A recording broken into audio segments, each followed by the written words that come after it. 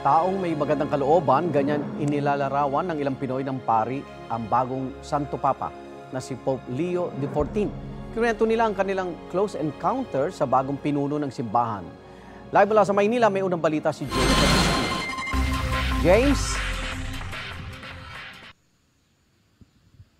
Igang, good morning. Ilang beses na nakabisita dito sa Pilipinas ang bagong Santo Papa na si Pope Leo XIV. At isa dun sa mga binisita niya, itong Intramuros, sa simbahan dito sa Intramuros sa Maynila, na San Agustin Church. Dati kasi siyang Prior General ng Order of St. Augustine. Taong 2010 nang isagawang Intermediate General Chapter ng Order of St. Augustine dito sa ating bansa. Nagdaos noon ng banal na misa sa San Agustin Church sa Intramuros, Maynila na pinangunahan ng dating Prior General Robert Francis Prevost na ngayon si Pope Leo XIV.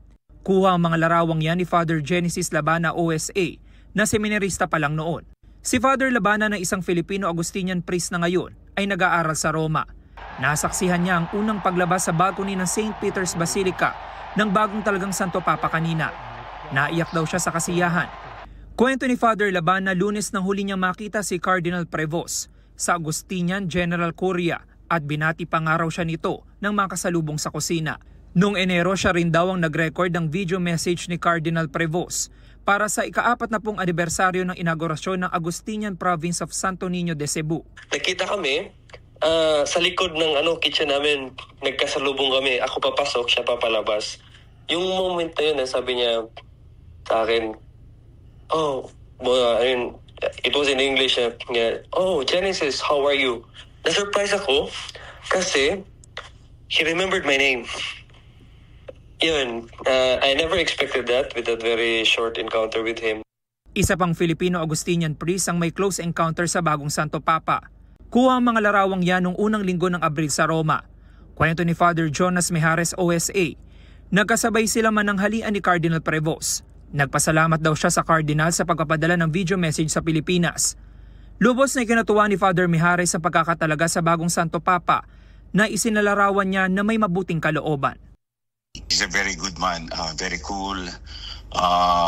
Talagang kung makikita mo siya, akala mo stricto, pero kung palapitan mo siya, he has a good heart. And then, yun na nga, he's a person na kompleto talaga sa pastorally, very equipped siya dyan.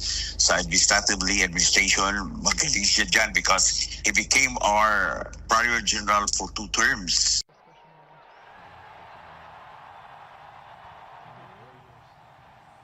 Samantala, Igan, umaasa naman yung mga nakausap natin na mga Agustinian priest na sina Father Labana at si Father Mijares na muling makakabisita dito sa Pilipinas ang bagong Santo Papa.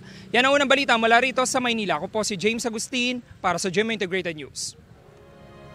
Igan, mauna ka sa mga balita, mag-subscribe na sa GMA Integrated News sa YouTube para sa iba't ibang ulat sa ating bansa.